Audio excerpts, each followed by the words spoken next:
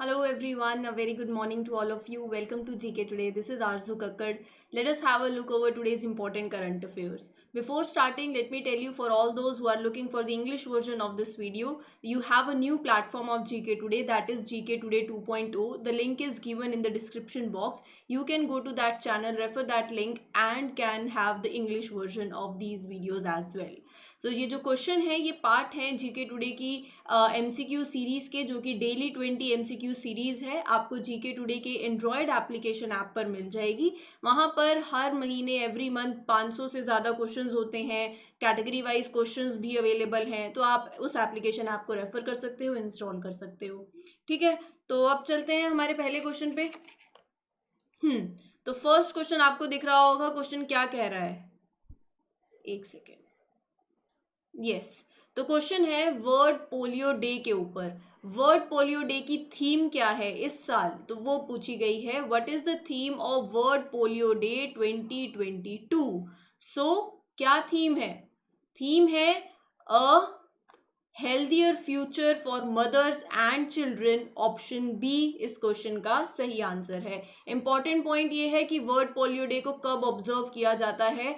24 अक्टूबर को हर साल awareness raise करने के लिए about the polio vaccination, eradication of polio, तो उसके लिए वर्ल्ड पोलियो डे होता है।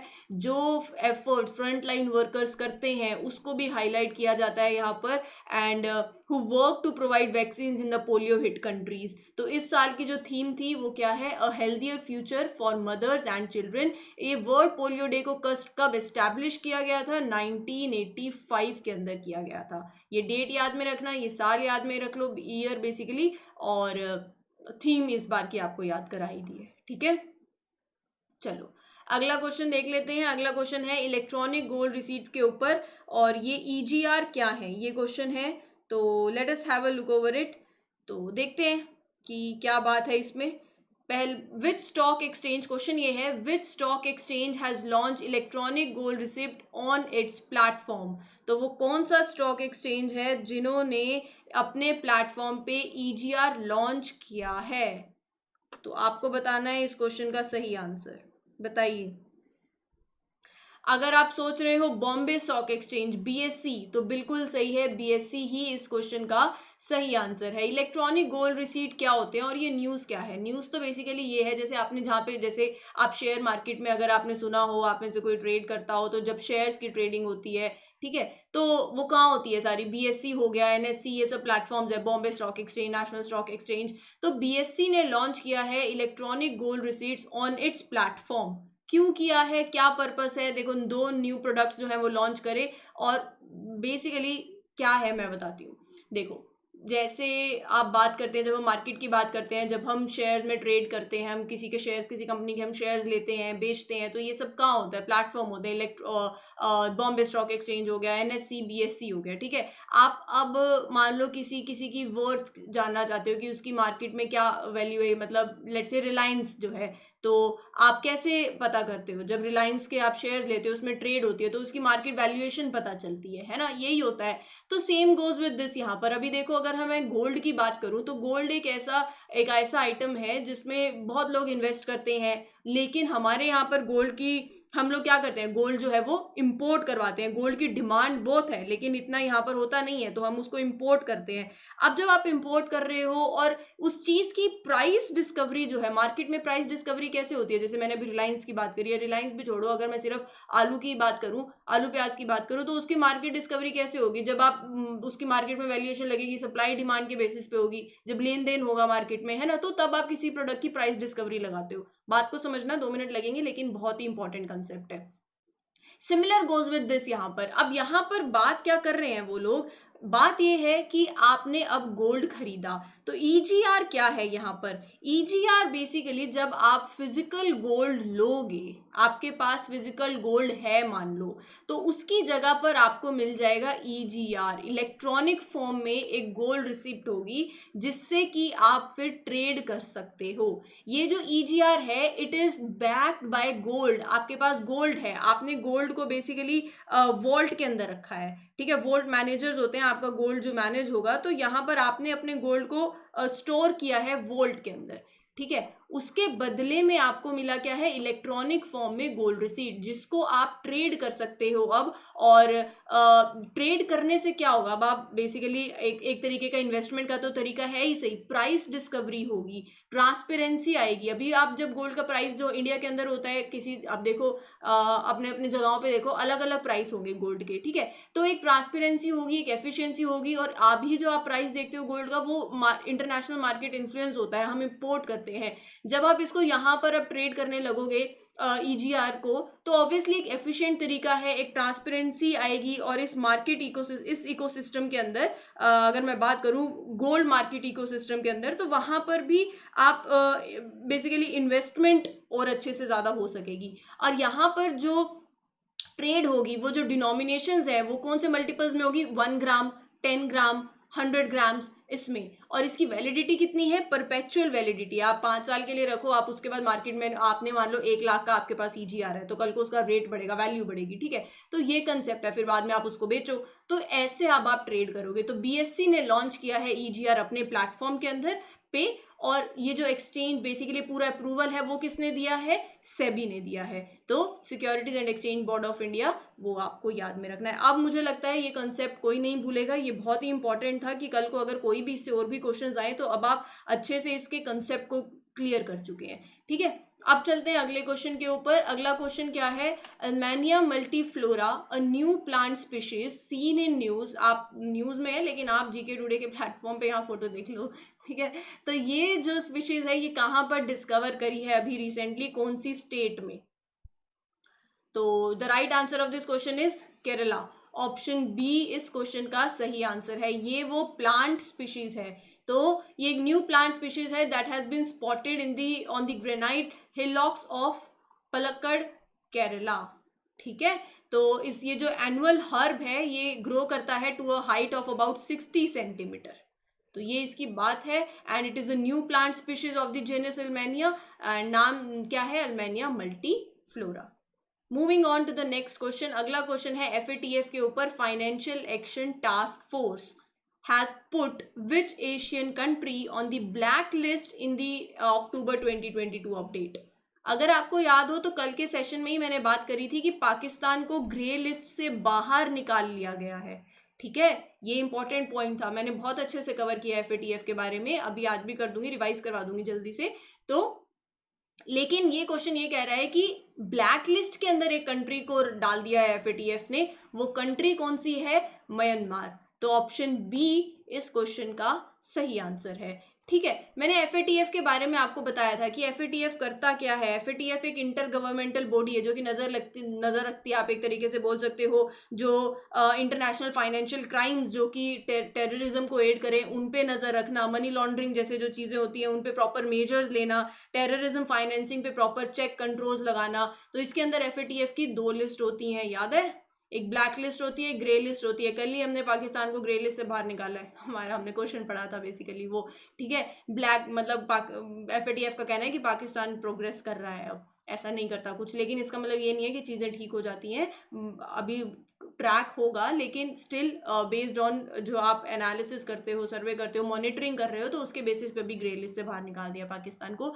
ब्लैक लिस्ट में डाल दिया म्यांमार को। अब आप किसी भी कंट्री को ऐसे ब्लैक लिस्ट में डाल दोगे तो ऑब्वियसली उसकी इकोनॉमी पे बहुत ज़्यादा इम्पैक्ट पड़ता है। अगर किसी इकोनॉमी को कल को लोन लेना है, ज़रूरतें हैं, फाइनेंस इश्यूज हैं, तो कोई दूसरी इंपोर्ट एक्सपोर्ट हो गया तो उस पर बहुत ज़्यादा इम्पैक्ट पड़ता है। आप बड़े बड़े दूसरे इंस्टीट्यूशंस हो गए, वर्ल्ड बैंक हो गया, आईएमएफ हो गया, वहाँ से पैसा नहीं ले सकते हो, लेते हो तो बहुत ज़्यादा निगरानी रखी जाती है, आप ऐसे समझ सकते हो, ठीक है। दूसरी कंट्रीज़ को जो एफएटीएफ के मेंबर्स हैं उनको सतर्क कर दिया जाता है कि अगर आप यहाँ पे डील कर रहे हो, कोई आपकी ट्रेड डील्स हैं तो उन पर आप ध्यान दें, ठीक है। तो ये सब चीज़ें जो है जब आप किसी को ब्लैक लिस्ट में डाल देते हो, पूरी कंट्री की जो इकोनॉमी है वो बहुत ज़्यादा हैम्पर होती है, ग्रोथ बहुत ज़्यादा हैम्पर होती है, ठीक है। तो यहाँ पर और ज़्यादा डिलीजेंस अब बढ़ता जाएगा उस कंट्री के साथ बिजनेस रिलेशंस करने में, ट्रांजैक्शंस होने में, ठीक है। हाई रिस्क जुरिस्डिक्शन जो है ब्लैक लिस्ट जो है वो डेजिग्नेट कर देती है, एंड उस country basically identify the countries with weak anti money laundering and counter terrorist founding regulatory frameworks. तो ये जब आप ऑब्वियसली किसी भी कंट्री को ब्लैक लिस्ट या ग्रे लिस्ट में डालोगे तो बहुत ज़्यादा उसके इफेक्ट तो पड़ता ही है। साथ ही साथ FATF की अगर बात करूँ तो FATF जैसे मैंने बता दिया एक इंटर गवर्नमेंटल बॉडी है। कब इस्टेब्लिश हुई थी? जिन्होंने कल लेक्चर देखा है उनको बहुत अच्छे से याद होना चाहिए। अगर आज आपको याद नहीं है इसका मतलब आप रिवाइज नहीं कर रहे हो। 1989 में बाय G7 सबमिट। हेडक्वार्टर कहाँ है? पेरिस के अंदर। ये सब मैंने बताया था। इंडिया मेंबर है FATF का? बिल्कुल है। कौन से साल में? 2010 से। ठीक है, तो ये अब आपको कुछ कुछ इंपॉर्टेंट चीजें थी। मैं एक्सपेक्ट कर रही हूँ आप सबसे कि आपने ये याद करा होगा। अब चलते हैं आपके अगले क्वेश्चन के ऊपर। अगला क्वेश्चन है कि इनमें से वो कौन से क्रिकेटर हैं that has been announced as the brand ambassador for T20 world cup for the blind. So which cricketer has been announced as the brand ambassador for T20 World Cup for the blind? The name is MS Dhoni? No. Yuvraj Singh? Correct, option B इस question का सही answer है। तो cricket association for the blind in India announce किया है former Indian cricketer Yuvraj Singh को as their brand ambassador for the third T20 world cup for the blind. वो matches कहाँ होंगे? दिसंबर मंथ में होंगे। और कौन कौन सी कंट्रीज पार्टिसिपेट करेंगी इसके लिए in the world cup for the blind? India, Nepal, Bangladesh, Australia, south Africa, Pakistan और श्रीलंका। ठीक है, अगला क्वेश्चन है कौन ऐसा इनमें से कौन है वो जो कि फर्स्ट प्रेसिडेंट है to serve for 3 terms in China? Who is the first president to serve for 3 terms China में? उसके हिसाब से तो वो एक इन्फ्लुएंशियल लीडर बन जाते हैं चाइना के अंदर। तो उनका नाम है शी जिनपिंग। ऑप्शन सी इस क्वेश्चन का सही आंसर है। ये उनकी तस्वीर है, आप देख सकते हो। और उन एक historic third term basically he is serving now and has secured the China's president Xi Jinping has secured this third term as their Communist Party's leader। और obviously एक कंट्री के मोस्ट एफिशिएंट इन्फ्लुएंशियल लीडर में अब उनका एक नाम आ जाता है अगर अब बात करें तो। ठीक है, अगला क्वेश्चन है Aman Sherawat who was seen in the news plays which sport? ऐसे क्वेश्चन देखते ही हो आप, कौन से स्पोर्ट से एसोसिएटेड है वो पर्सनैलिटी को? प्लेस ऑफ ओरिजिन पूछ लिया जाता है, कौन सी कंट्री से एसोसिएटेड है। तो ऐसे क्वेश्चन आते हैं घुमा फिरा के। बताइए क्या लगता है, रेसलिंग से या आगे पढ़ना ही नहीं है? मतलब जान पढ़ना तो है, आगे आगे ऑप्शंस नहीं देखने पड़ेंगे क्योंकि ऑप्शन ए अगर रेसलिंग सोच रहे हो तो बिल्कुल सही है। ऑप्शन ए रेसलिंग ही सही आंसर है। ये इनकी तस्वीर है। टीनेजर अमन शेरावत ने एक हिस्ट्री क्रिएट करी है एंड वो फर्स्ट इंडियन रेसलर हैं to win gold medal at under 23 world wrestling championship. कहाँ पर? स्पेन में। अगर इंडिया की बात करूँ तो India finished with 6 medals, 1 gold medal, 1 silver, 4 bronze इस अंडर 23 वर्ल्ड रेसलिंग चैंपियनशिप 2022 के अंदर। ओके, अगला क्वेश्चन कहता है रिसेंट डेटा के हिसाब से India has how many active unicorns as of October 2022? October 2022 तक की बात करें अभी तक की, तो इंडिया के अंदर कितने एक्टिव यूनिकॉर्न्स हैं? कितने हैं? 84। ऑप्शन बी इस क्वेश्चन का सही आंसर है। तो 84 सही आंसर है। और एक बात करूँ तो जो ट्रैक हुआ है number of active unicorns reduce हो गए हैं टू 84। देखो वैसे ओवरऑल बात करूँ तो इंडिया जो है स्टार्टअप इकोसिस्टम में थर्ड लार्जेस्ट नंबर पर आता है वर्ल्ड के अंदर। यूएसए, चाइना और फिर इंडिया थर्ड पोजीशन ऐसे है। तो 2018 से 2022 तक 105 स्टार्टअप्स कुछ थे जिन्होंने यूनिकॉर्न स्टेटस अचीव कर लिया। यूनिकॉर्न स्टेटस मतलब उस कंपनी की जो वैल्यूएशन है वो रीच कर जाती है $1 बिलियन। ठीक है, तो अब देखो बहुत से स्टेप्स हो सकते हैं इसके पीछे। और अब अगर आपके पास कोई आइडिया है, आप उस आइडिया को एक स्टार्टअप में बदलना चाहते हो तो उसके लिए फाइनेंशियल एड, मेंटर, गाइडेंस, बहुत कुछ। और इसके पीछे भी बहुत कुछ चाहिए। कईयों के पास सब कुछ होता है, फाइनेंशियल असिस्टेंस नहीं होती। गवर्नमेंट इसमें बहुत इंपॉर्टेंट रोल प्ले कर रही है, चाहे वो रूरल एंटरप्रेन्योर्स हो, वो एंटरप्रेन्योरशिप में जाना चाहते हैं। जॉब सीकर की जगह जॉब प्रोवाइडर बनो, ये एक लाइन है जो कि हमेशा बोली जाती है आज के टाइम में कि don't be a job seeker, be a job provider. तो यहाँ पर ये सब चीज़ें जो गवर्नमेंट कर रही है, अगर आप थर्ड नंबर पर आ रहे हो in the largest startup ecosystem, आप ऑब्वियसली अभी तो हम कम हो गए हैं, 80 जो नंबर है वो 84 हो गया है। काफ़ी यूनिकॉर्न्स जो है उन्होंने अपनी वैल्यूएशन जो है वो लूज करी है। एंड वो अलग बात है, काफ़ी रीजंस भी हो सकते हैं, लेकिन गवर्नमेंट का एक बहुत बड़ा रोल है यहाँ पर। जो गवर्नमेंट जिस तरह की स्कीम्स लेकर आ रही है, जो स्टेप्स गवर्नमेंट ने लिए ताकि आप ये नंबर अचीव कर सको और वो स्टार्टअप्स को उस आइडिया को नर्चर कर सको बेसिकली। ठीक है, तो आपके लिए एक होमवर्क रहेगा। ये सब जो हम फैक्चुअल क्वेश्चंस में होमवर्क तो देते ही हैं, बट कुछ 2-3 स्कीम्स गवर्नमेंट की आज ज़रूर देखना कि इस रिगार्ड में कौन सी स्कीम्स हैं। ये बहुत ज़्यादा इंपॉर्टेंट हैं चीज़ें। अब चलते हैं अगले क्वेश्चन के ऊपर। बेस्तु वर्ष which is celebrated in October is a new year festival. कौन से स्टेट में सेलिब्रेट किया जाता है? ये एक न्यू ईयर फेस्टिवल है। ऐसे भी क्वेश्चन घुमा के पूछा जा सकता था कि ये क्या है। ठीक है, this term was in news, ऐसे पूछ सकते थे। कैसे भी पूछा जा सकता है, क्वेश्चन का क्या है, किसी भी तरीके से घुमा दो। तो ये फेस्टिवल है जो कि सेलिब्रेट किया जाता है गुजरात में as a new year festival. तो ऑप्शन बी इस क्वेश्चन का सही आंसर है। It is celebrated in the month of October, Gujarati new year Bestu Varsh. ठीक है, तो ये जो है न्यू ईयर, इसको सेलिब्रेट किया जाता है as a part of 5 day Diwali celebrations. ठीक है जी, चलिए। जश्न कश्मीर कौन सी सिटी है जिसने होस्ट किया इस कल्चरल फेस्टिवल को, जिसका नाम है जश्न कश्मीर? क्या लगता है, क्या है इस क्वेश्चन का सही answer? Srinagar? Absolutely correct, option B Srinagar ही इस क्वेश्चन का सही आंसर है। श्रीनगर ने होस्ट किया ये cultural festival, Jammu and Kashmir में इनॉग्रेट किया गया। 3 वीक लॉन्ग कल्चरल फेस्टिवल रहा है Jashn Kashmir, new hope at Srinagar. Organise किसने किया था? जम्मू के cultural festival basically folk artist all by all Jammu and Kashmir folk artist association, Shah Qalandar folk theatre, collaboration में JNK academy of art culture and languages. ठीक है, एम क्या है? एम है कल्चर को, ट्रेडिशन को सेलिब्रेट करना and the heritage of the region as well. तो इसलिए इसको बेसिकली सेलिब्रेट किया गया। नाम है जश्न कश्मीर। ठीक है, यहाँ आपके क्वेश्चंस जो हैं वो खत्म हो जाते हैं करंट ओरिएंट, मतलब आज के करंट अफेयर सेशन से। लेकिन सेशन अभी कंटिन्यू करते हैं और रिवीजन कैटेगरी से कुछ क्वेश्चंस लेते हैं। अब पहला क्वेश्चन क्या है, देखिए पहला, अब आज के सेशन में जो पहली स्लाइड है वो मिसलेनियस क्वेश्चंस की होगी, अलग अलग तरीके के क्वेश्चन देखेंगे। पहला क्वेश्चन है कि वो कौन सा इंडिया का विच इंडियन जूलॉजिकल पार्क, कौन सा वो पार्क है जिसने टॉप किया है central zoo authorities recent rankings? बताइए, सोचो, आप सोचते रहो। पहले नाम से अगर सोच लिया है, पता चल गया है तो बहुत ही बढ़िया।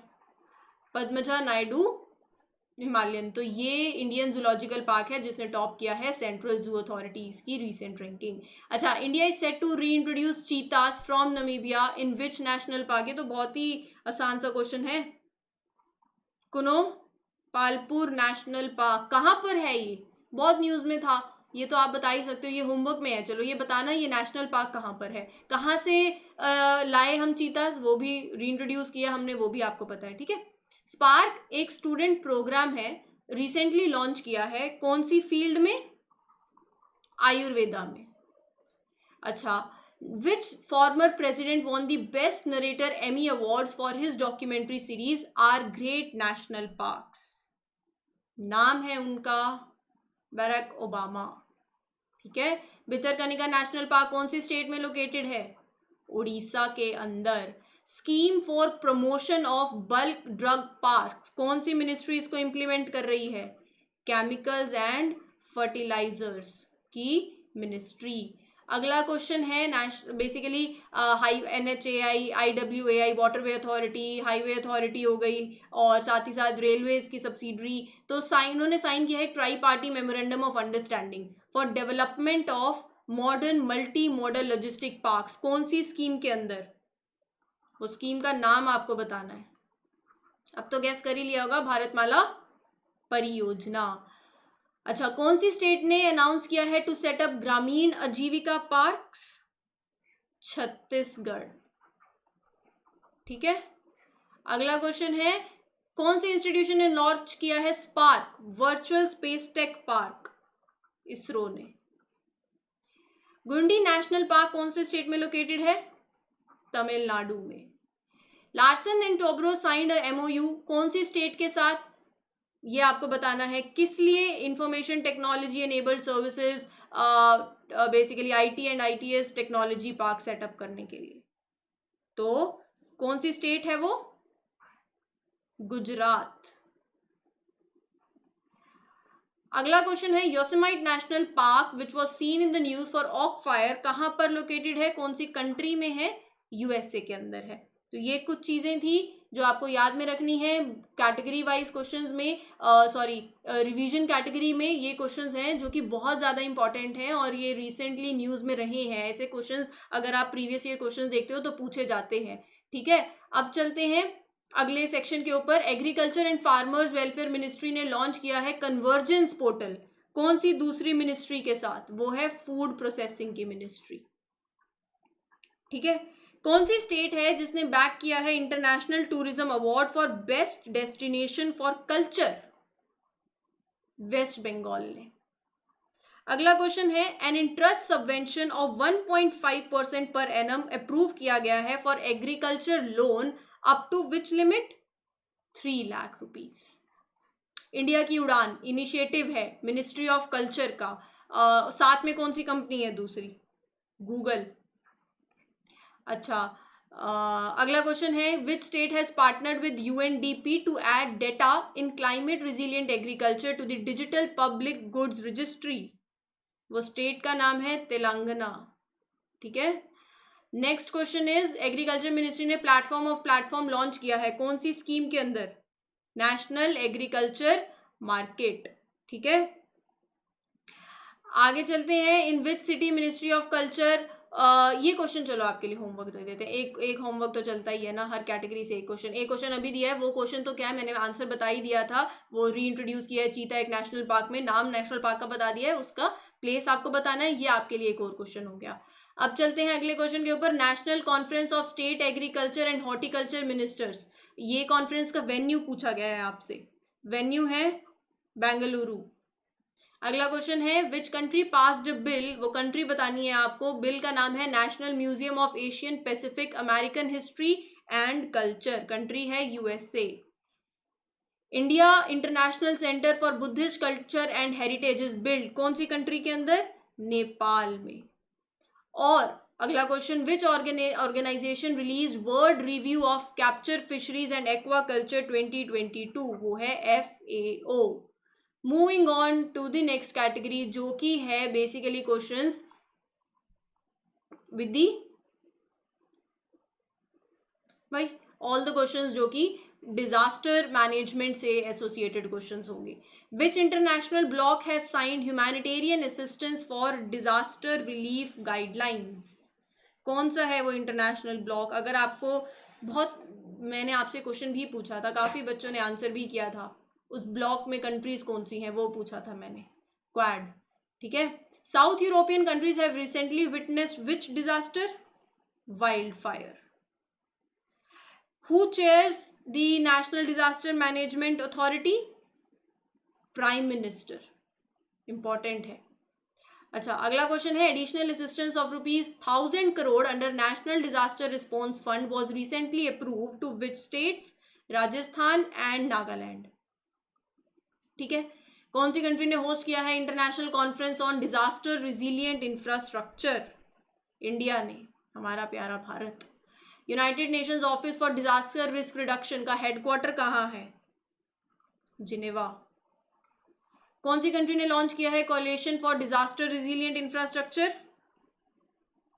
हमने, इंडिया ने। ठीक है, मिनिस्ट्री का नाम बताना है जिन्होंने डिजास्टर मैनेजमेंट प्लान को लॉन्च किया है to develop disaster resilience at grass root level. कौन सी मिनिस्ट्री है? Panchayati Raj ministry, ministry of Panchayati Raj. ये क्वेश्चन आपके लिए होमवर्क में चला जाएगा, वो आपकी लिस्ट के अंदर है। अगला क्वेश्चन है इंडिया ने अप्रूव किया है signing off memorandum of understanding with which country on cooperation in disaster management? Turkmenistan. ठीक है, चलिए, तो यहाँ पर ये आपके लिए होमवर्क के लिए कुछ क्वेश्चंस हैं, ज़्यादा क्वेश्चंस नहीं है, 4 ये क्वेश्चंस हो गए और 2-3 पीछे के क्वेश्चंस हैं। तो 6-7 कुछ क्वेश्चंस हैं, इसके आंसर मुझे कमेंट सेक्शन में सब लोग दे देना। और यहाँ पर ये वीडियो को यहीं समाप्त करते हैं। मैं आशा करती हूँ कि आप सब स्वस्थ रहें और आप wish you a nice day. Happy learning everyone, thank you, take care. Session अच्छा लगता है तो लाइक ज़रूर कर देना, शेयर करना और चैनल को सब्सक्राइब करना मत भूलना। Thank you once again.